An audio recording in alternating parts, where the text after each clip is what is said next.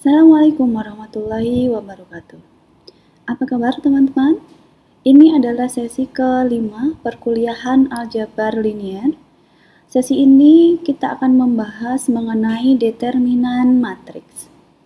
Nah, membahas mengenai determinan matriks, sebenarnya ini adalah materi yang sudah teman-teman pelajari dulu di SMA atau SMK.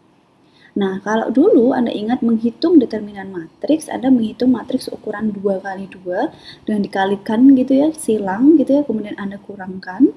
Nah, ada juga Anda menghitung matriks berukuran 3x3, Anda masih ingat ke kanannya dikalikan ya, kemudian Anda kurangkan dengan yang ke kirinya, dijumlahkan yang kanan, yang ke kiri dikurangkan. Nah, seperti itu, Anda masih ingat itu metode Sarus. Nah, sekarang pertanyaannya adalah bagaimana jika ukuran matriks ini diperbesar 4x4, 5x5, dan seterusnya. Nah, bagaimana kita menghitung matriks jika ukurannya ditambah? Itu yang akan kita bahas pada sesi ini. Nah, nanti teman-teman akan mengetahui bahwa menghitung determinan matriks kita bisa menggunakan reduksi baris, juga bisa menggunakan aturan kofaktor, ekspansi kofaktor. Nah, kita mulai dengan belajar permutasi dulu. Mengapa? Karena kita akan menggunakan definisi determinan menggunakan hasil kali elementer bertanda. Apa itu? Nanti akan teman-teman ketahui. Pun kalau teman-teman sudah membaca di Howard Anton itu juga sudah jelas semuanya ya, definisi-definisi dan contoh-contohnya juga sudah ada. Nanti di sesi ini Bu Ais akan kembali menuliskan langkah-langkahnya dengan harapan teman-teman lebih memahami langkah demi langkah tahap-tahap penghitungannya. Seperti itu, silahkan disimak, silahkan dikerjakan soal-soal yang ada. Terima kasih. Baik teman-teman, kita mulai pembahasan mengenai determinan matriks. Nah, pembahasan mengenai determinan matriks ini meliputi 1. Apa itu permutasi? Kemudian apa itu permutasi genap, permutasi ganjil? Kemudian hasil kali elementer, kemudian kita naikkan menjadi hasil kali elementer bertanda itu apa? Kemudian definisi determinan matriks, bagaimana menghitung determinan matriks dengan reduksi baris, dan sifat-sifat determinan matriks seperti apa? Nah, kemudian ke-8 kita berpindah ke kofaktor, itu definisinya apa? Kemudian bagaimana kita menghitung determinan dengan ekspansi kofaktor. Baik, yang pertama teman-teman kita belajar tentang permutasi. Oke. Yang pertama harus teman-teman pahami dulu definisi dari permutasi. Nah, sebenarnya ini adalah term yang sudah tidak asing ya. Ketika Anda membahas peluang misalkan di SMA atau SMK, teman-teman sudah tahu apa itu permutasi. Ya, sesuatu gitu ya, bla bla bla yang urutannya diperhatikan. Nah, maka di sini kalau kita bicara permutasi himpunan bilangan bulat gitu ya. Himpunan bilangan bulat, saya pilih himpunannya ini, misalkan 1, 2, 3 sampai dengan N. Ini adalah apa? Susunan bilangan-bilangan ini ya.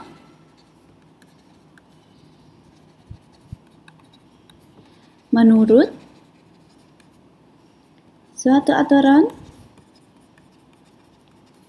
tanpa mengurangi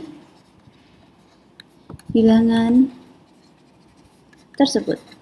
Ingat, di sini yang harus Anda beri garis bawah adalah tanpa mengulangi bilangan tersebut. Nah, ini adalah definisi permutasinya.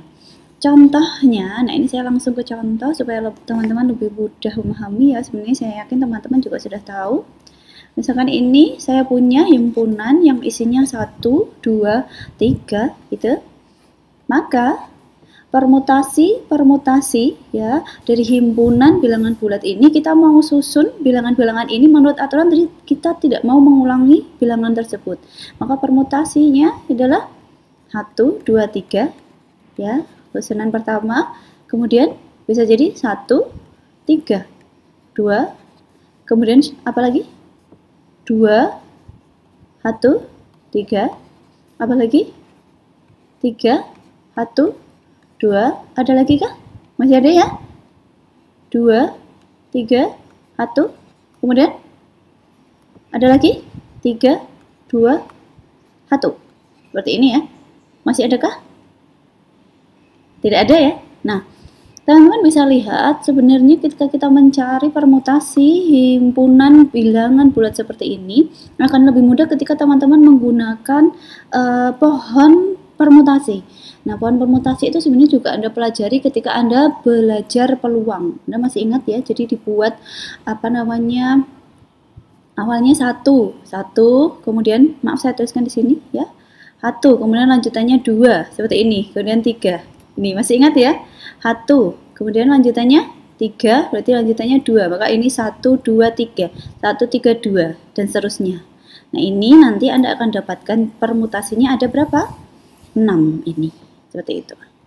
Nah, Anda tahu himpunan kita punya seperti ini 1, 2, 3 sampai dengan N. Ini akan mempunyai sebanyak, saya tulis di bawahnya, N kali N min 1 kali N min 2 kali 2, 1. Permutasi. Ya, ini adalah banyaknya permutasi. Atau ini sebenarnya kita bisa tulis kalau 1, 2, dan seterusnya dikalikan sampai dengan N. Ini apa berarti? N faktorial. Gitu. Maka ini saya beri kotakan.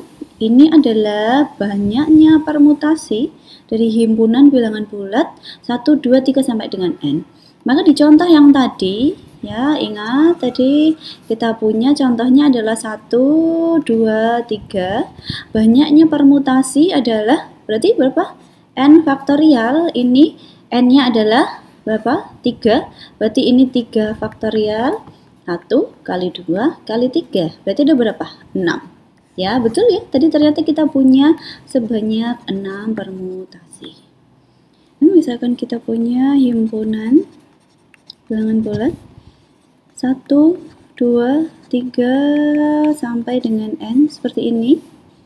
Nah, kita mau menyatakan permutasi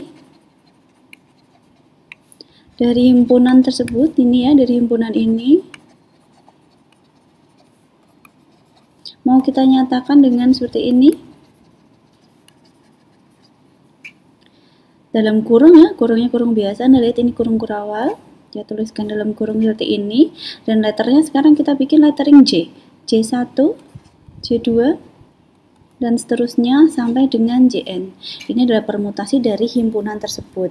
Nah, apa maksudnya? Berarti J1 di sini artinya apa? Ini adalah bilangan bulat pertama dalam permutasian. Nah, kalau J1 adalah bilangan bulat pertama dalam permutasian, maka J2 adalah bilangan bulat kedua, dan seterusnya. Berarti ini Jn adalah bilangan bulat ke N dalam permutasian. Nah, untuk apa kita notasikan seperti ini? Kita mau mendefinisikan inverse ya, atau inversion ya. Nah, inversion ini kita katakan terjadi dalam permutasi. Saya tuliskan di sini. Terjadi dalam permutasi J1, J2 sampai dengan Jn jika sebuah bilangan bulat yang lebih besar, mendahului sebuah bilangan bulat yang lebih kecil.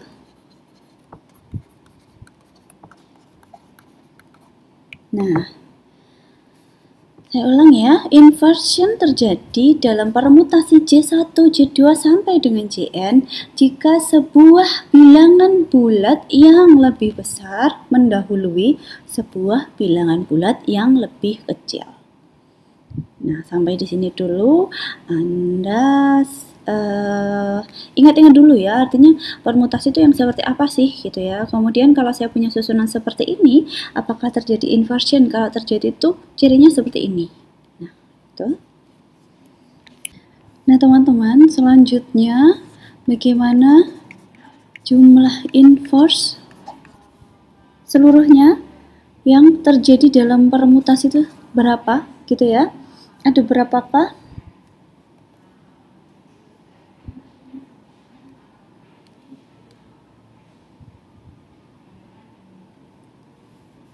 Nah, selanjutnya teman-teman, bagaimana proses penghitungan jumlah inverse yang terjadi dalam suatu permutasi gitu. Nah, ini proses penghitungan jumlah inverse-nya ini bisa Anda lihat di halaman 61 ya, 60 sampai 61, sorry. Nah, ini ada dua langkah ya, Bu sebutkan saja. Yang pertama, carilah banyaknya bilangan bulat yang lebih kecil dari J1 dan yang membawa J1 dalam permutasi tersebut. Kemudian yang kedua, carilah banyaknya bilangan bulat yang lebih kecil dari J2 dan yang membawa J2 dalam permutasi tersebut. Nah, kenapa tidak saya tuliskan di sini? Saya mau memaksa teman-teman untuk benar-benar membaca halaman 60 sampai dengan 61. Nah, ini saya skip supaya teman-teman juga membaca tadi yang sudah saya share atau di buku teman-teman. Jadi bagaimana menghitung jumlah inverse ini ada 1-2 langkah seperti itu. Nah, lanjutannya adalah ketika Anda sudah memahami bagaimana menghitung jumlah inverse, kita menuju ke definisi selanjutnya. Ya, bahwa suatu permutasi ini bisa kita katakan permutasi genap atau even gitu ya, atau bisa juga kita katakan dia permutasi ganjil atau odd. Nah, suatu permutasi dikatakan permutasi genap jika jumlah inverse seluruhnya adalah bilangan bulat genap.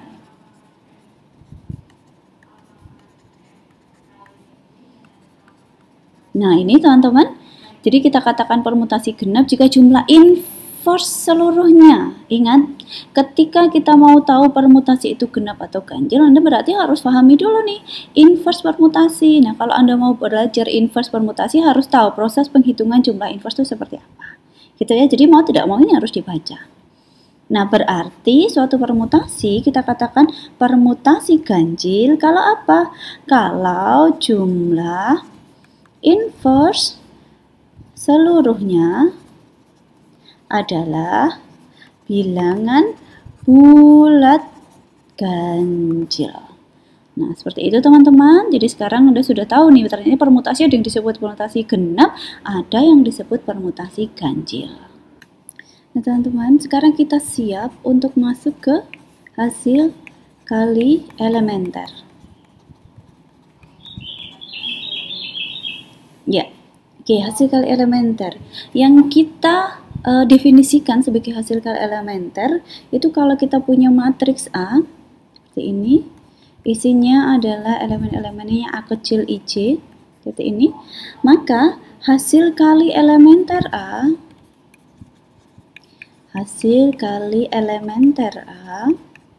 ini adalah setiap hasil kali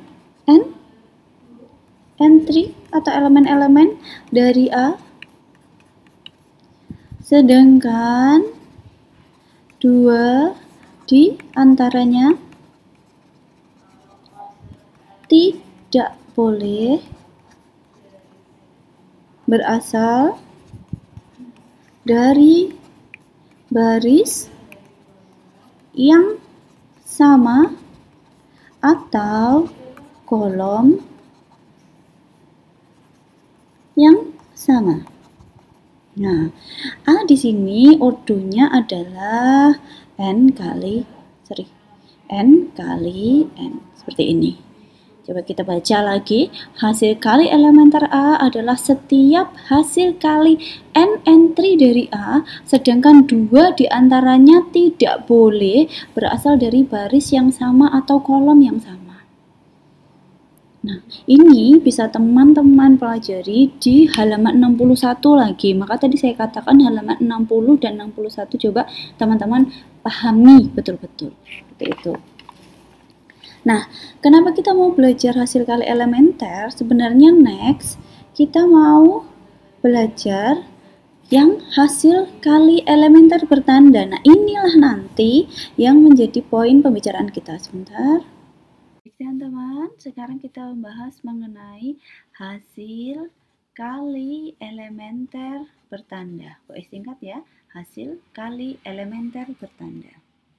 Nah, ini kita mulai pembahasan ini di halaman 62. Anda bisa melihat halaman 62.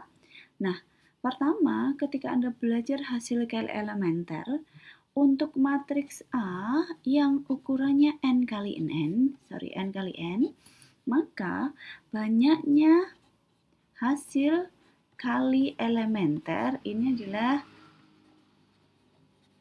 n faktorial.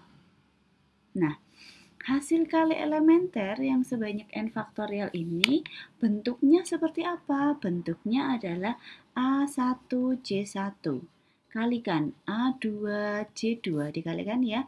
Kemudian seterusnya dikalikan dengan ANJN. Nah, ingat apa itu J1 sampai dengan JN? Kita tuliskan di sini dengan sebenarnya J1, J2 dan seterusnya sampai dengan JN. Ini adalah permutasi dari himpunan 1 sampai dengan N.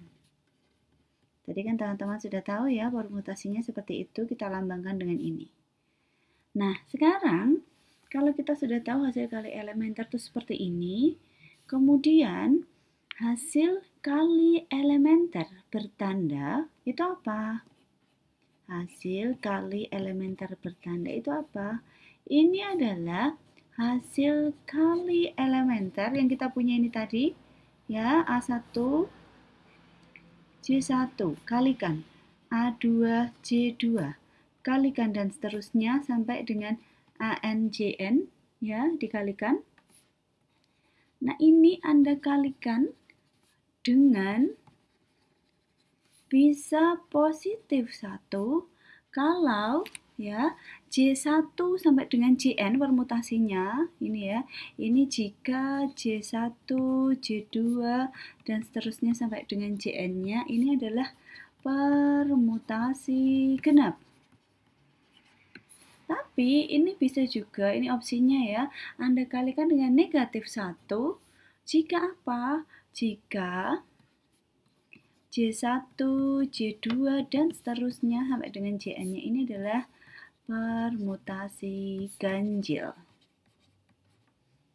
Nah, sepertinya sulit gitu ya. Kok susah ya Bu ya? Ada dari permutasi, kemudian naik ke hasil kali elementer. Kok sekarang ada hasil kali elementer bertanda? Nah, sebenarnya itu seperti apa gitu ya. Nah, teman-teman bisa kita lihat contohnya setelah ini supaya mempermudah Anda memahami. Ya, next, coba kita lihat contohnya mulai yang dari mudah dulu. Contohnya seperti ini. Kita ambil yang mudah dulu sebagai contoh supaya teman-teman lebih mudah memahami. Misalkan saya punya matriks A, seperti ini, isinya adalah A11, kemudian A12, A21, A22. Seperti ini. Ya, baris pertama kolom pertama, baris pertama kolom kedua, dan seterusnya. Ini baris kedua kolom kedua. Nah, berarti ordo matriks ini adalah berapa? 2 kali 2. Nah, artinya apa? Kalau Anda sudah tahu ini 2 kali 2, maka ini sebenarnya N-nya sama dengan berapa? 2. Nah, ini kita pegang dulu. Saya punya N sama dengan 2. Nah, kemudian kita kan tadi mau mencari hasil kali elementer ya. Kemudian nanti lanjutannya hasil kali elementer bertanda gitu ya. Ingat, hasil kali elementer suatu matriks adalah setiap hasil kali n entry A. Berarti kita mau hasil kalinya nanti ada berapa yang kita kalikan? Karena n-nya 2 berarti ada 2 entry-nya.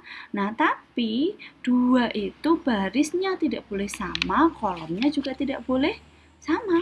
Ya, maka kita punya kan tadi kita asosiasikan dengan suatu permutasi J1, J2, dan seterusnya. Gitu ya. Padahal kalau kita punya permutasi, ya himpunannya ini karena N-nya 2, permutasi dari himpunan 1,2, ini kan N-nya ya, itu adalah berapa? 1,2, gini ya, kurungnya yang biasa, dan seperti ini 2,1. Nah, 1, 2, 2, 1. Maka kalau kita membuat hasil kali elementer, untuk yang kita asosiasikan dengan ini permutasi 1, 2, hasil kali elementernya, ingat tidak boleh dari baris yang sama atau kolom yang sama. Berarti kalau saya ambil A-nya, ini yang pertama ya. Kalau saya ambil A-nya di baris 1, ini yang pertama, maka pengali yang kedua ini harus dari baris 2, karena tidak boleh sama. Nah, kemudian kolomnya pun tidak boleh sama. Kalau ini ya saya mengambil kolom 1, maka ini kolomnya harus kolom 2, seperti ini. Nah, ini terasosiasi dengan permutasi ini, 1, 2. Nah, kemudian kalau 2, 1 seperti apa? Terlihat? Kalau saya ambil barisnya adalah baris 1, maka ini barisnya harus baris 2. Kemudian kalau kolomnya ini saya ambil baris 2, ya, maka ini kolomnya harus kolom 1 karena tidak boleh sama. Anda lihat ini permutasi terasosiasinya adalah, ini tertutup, ini saya beri bintang, ini 1, 2. Maka ini terasosiasi dengan ini 1, 2. Kemudian ini saya beri tanda bintang 2. Ini 1. Maka ini terasosiasi dengan permutasi yang ini.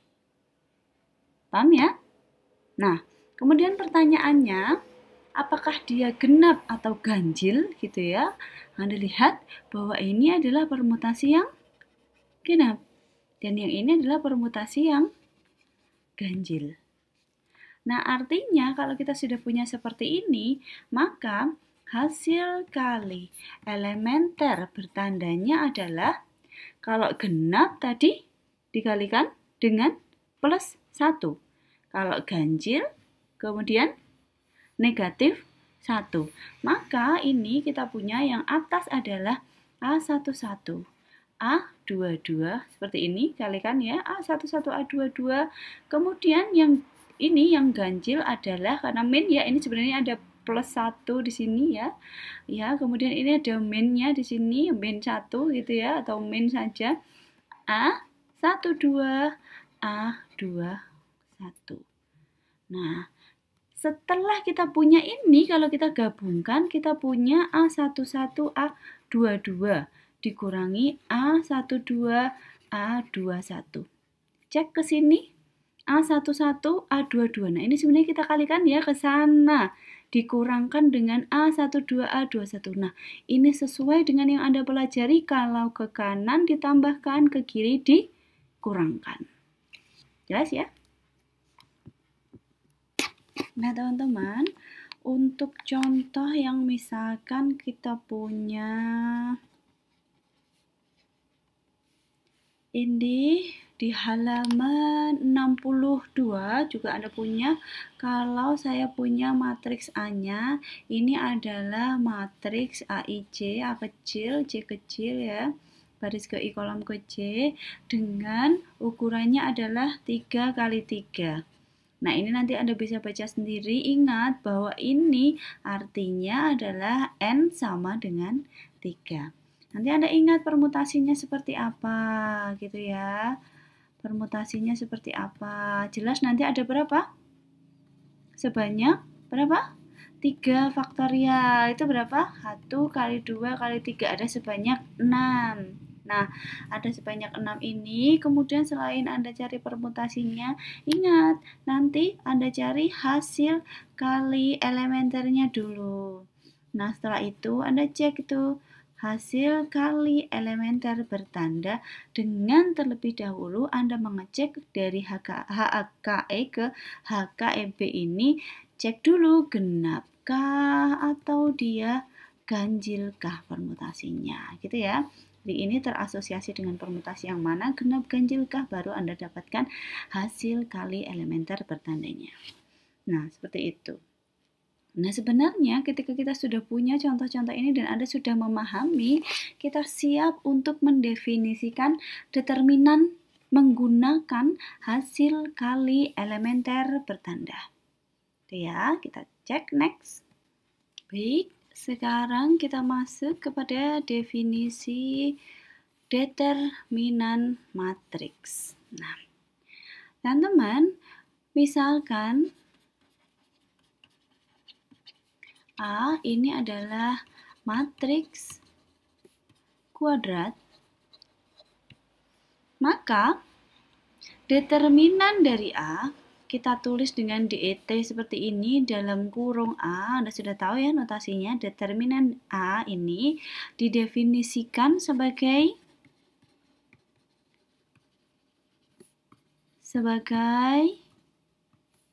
jumlah semua hasil kali elementer bertanda dari matriks A seperti ini.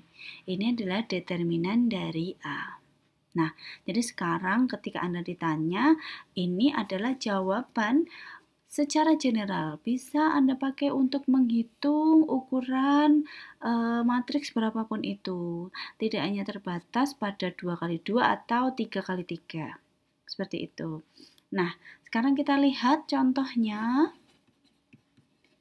Ya, ingat ini hasil kali elementer bertanda. Selalu Anda gunakan yang tadi sudah kita contohkan. Seperti apa itu? Nah, contoh yang pertama itu tadi kan kita belajar matriksnya adalah ukuran 2 kali 2 ya, ordernya A11, A12 baris 1 kolom 2, A21, A22 ya, baris 2 kolom kedua ini. Maka determinan dari A, kalau saya punya matriksnya ini, det A ini juga bisa kita tulis dengan seperti ini ya, matriksnya kita taruh di dalamnya. Anda masih ingat ya, seperti membuat tanda mutlak seperti itu. A12, A21, A22 seperti ini gitu ya. Atau matriksnya Anda tulis ulang, tapi pakai kurung yang biasa ini.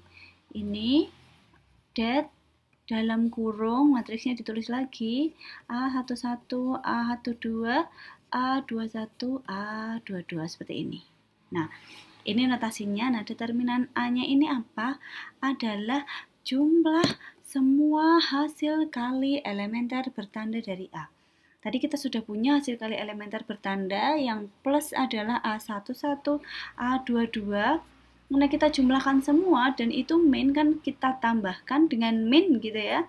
Min A12, A21 seperti ini. Plus dengan min ini hasilnya adalah A11, A22, min A12, A21. Maka inilah determinan dari matriks A yang ukurannya 2 kali 2 seperti ini.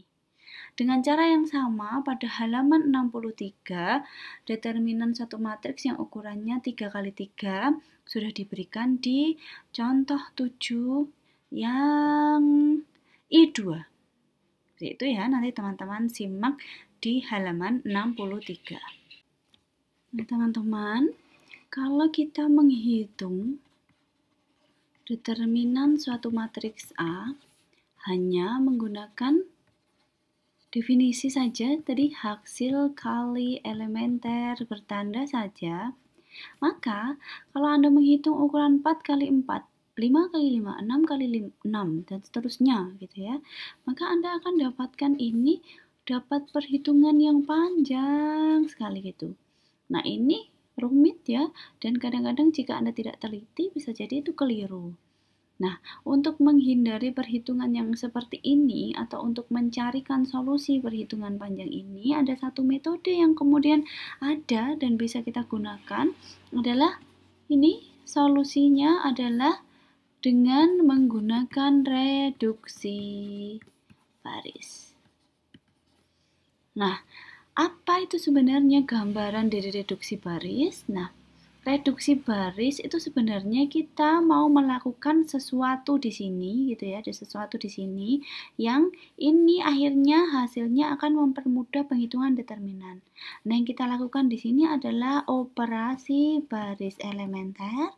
Yang kita peroleh di sini nantinya apa? Kita mau bentuk-bentuk matriks yang hasil determinannya bisa kita peroleh dengan teorema-teorema. Nah, nanti Anda akan lihat, bisa jadi kita bentuk suatu matriks segitiga, bisa jadi juga kita bentuk suatu matriks yang satu barisnya terdiri dari 0, dan seterusnya. Seperti itu ya.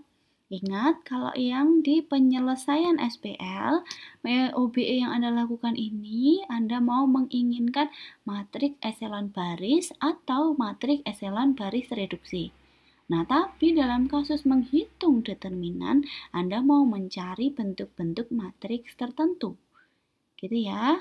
Itu diingat-ingat sebagai kuncinya. Sama-sama menggunakan OBE tapi tujuannya berbeda, maka aim-nya atau goal matriks akhirnya ini juga berbeda. Seperti itu.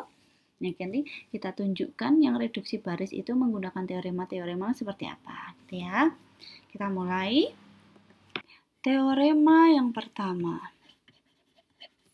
Ini ada di halaman 66 di buku Watt Anton.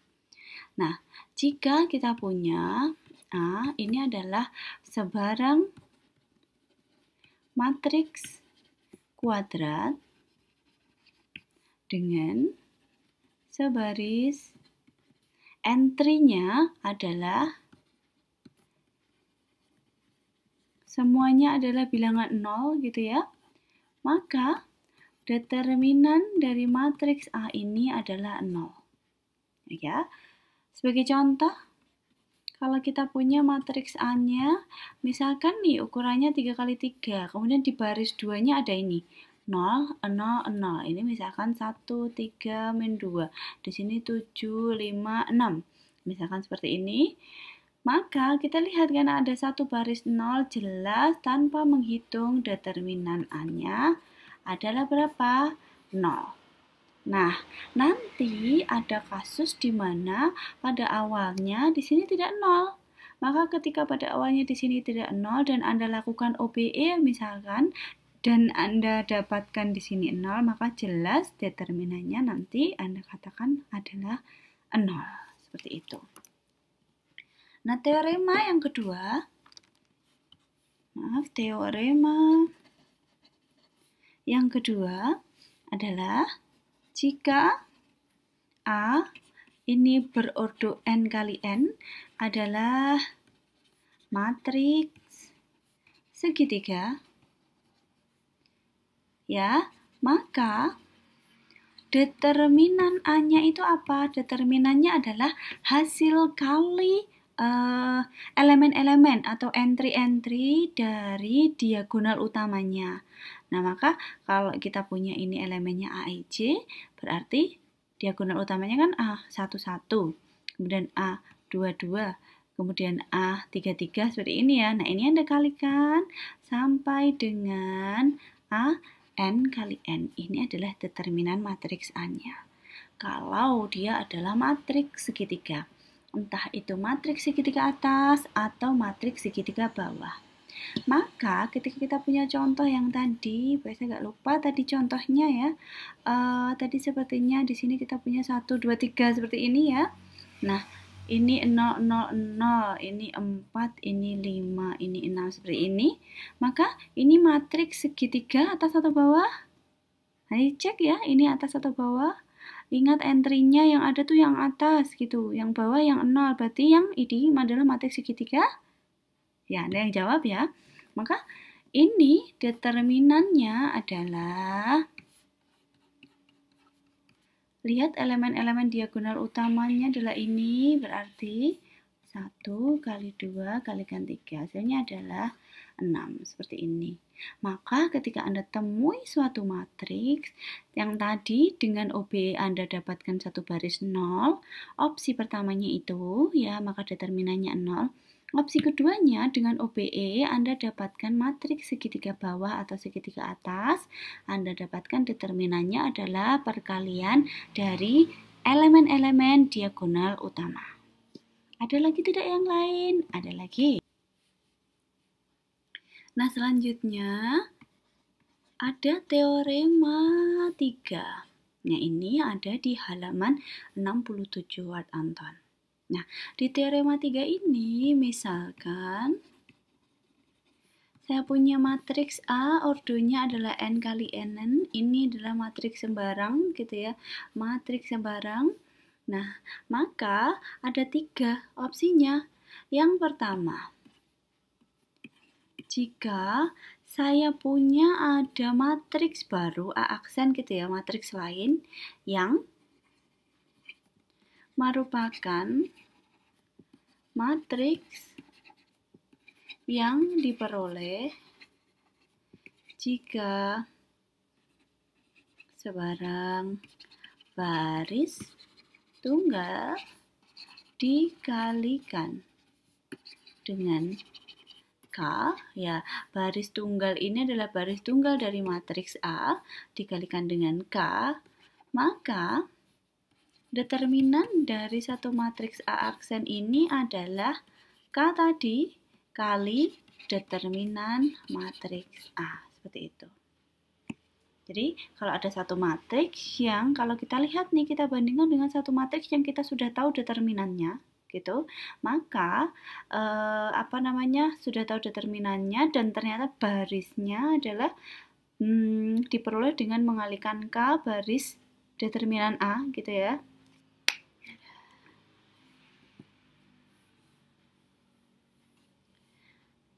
Nah, teman-teman, ini adalah teorema 3 ya, sebagai lanjutan dari 2 pilihan yang tadi, apakah barisnya 0, apakah dia merupakan matriks segitiga. Nah, di teorema 3 ini bisa Anda lihat juga di halaman 67. Nah, misalkan diketahui A ini ordonya adalah n kali n, ini adalah matriks sembarang gitu ya. Ada 3 hal ya yang bisa Anda perhatikan. Yang pertama, jika A aksen adalah matriks yang diperoleh dengan mengalihkan ya, jadi mengalihkan K ya suatu baris tunggal dari A, maka determinan dari matriks yang baru ini adalah sama dengan K dikalikan dengan determinan dari A. Ya, jadi kalau ada satu matriks ya, sesuatu matriks baru seperti itu, dan kita awalnya sudah punya matriks A dulu yang kita sudah punya determinannya, dan ternyata ketika kita cek yang matriks baru itu barisnya kok ada salah satu yang sekian kali baris yang awal kita punya, maka determinannya pun akan menjadi sekian kali determinan awal yang kita punya. Agak sulit ya kalau seperti itu. Coba kita lihat di contohnya. Misalkan saya punya matriks A, ini adalah 1, 2, 3, 0, 1, 4, 1, 2, 1. Ini adalah contoh 12 di halaman 67. Nah, kemudian kita punya A1 adalah satu matriks yang 4, 8, 12 elemen-elemennya di baris 1, di baris 2 adalah 0, 1, 4, di baris 3 adalah 1, 2, 1. Nah, sekarang teman-teman lihat, dibandingkan. Yang matriks awalnya ini, ya, misalkan kita sudah tahu determinan A-nya misalkan adalah min 2 gitu ya. 2. Determinan A-nya adalah min 2. Sorry, ini harusnya di luar ya. Min 2 seperti ini. Nah, sekarang pertanyaannya, determinan A1 berapa? Nah, kita lihat. Baris pertama mereka berbeda. Baris kedua sama, baris ketiga sama. Namun, di baris pertama, berbedanya Anda bisa lihat. Ini 1, 2, 3 ini 4, 8, 12. Maka ini sebenarnya bisa kita peroleh dengan mengalihkan berapa? 4. Kalau ini saya kalikan 4, oh berarti ini kan jadi 4 kali 1, oh 4. 4 kali 2, jadinya 8. 4 kali 3, 12. Maka, ya, determinan A1 ini juga sama dengan 4 kali determinan A. Hasilnya adalah 4 kali negatif 2, yaitu negatif 8. Ini dia. Seperti itu. Udah ya? Ini untuk yang opsi pertama. Nah, opsi yang kedua, itu ya, jika A aksen adalah matriks yang diperoleh jika dua baris A dipertukarkan, maka determinan matriks yang baru ini, aksennya ini adalah min determinan A. Jadi kita beri tanda negatif atau kita kalikan dengan negatif 1. Contohnya apa? Contohnya kalau saya punya masih matriks A-nya yang tadi 1, 2, 3, kemudian 0, 1, 4, kemudian 1, 2, 1 seperti ini. Dan kemudian kita punya matriks A2, misalkan sorry ini kurang ini ya. Kemudian matriks A2-nya adalah misalkan 0, 1, 4, kemudian di sini 1, 2, 3, kemudian di sini adalah 1, 2, 1 seperti ini. Anda lihat entry-entry-nya sama ya, 0, 1, 4, 1, 2, 3, 1, 2, 1. Tapi di sini ini baris 1 dan di sini menjadi baris 2. Baris 2 menjadi baris 1. Berarti B1 ditukarkan dengan B2. B1 menjadi B2, B2 menjadi B1. Seperti ini. Maka determinan matriks yang baru A2 ini sama dengan negatif determinan A. Berarti ini adalah negatif dari min 2. Hasilnya berapa? 2. Seperti itu. Ini opsi yang kedua. Nah, yang terakhir, opsi yang ketiga adalah jika A aksen adalah matriks yang dihasilkan jika kelipatan suatu baris A ditambahkan pada baris yang lain, maka determinan A yang baru, A aksen ya, ini akan sama dengan determinan A itu sendiri.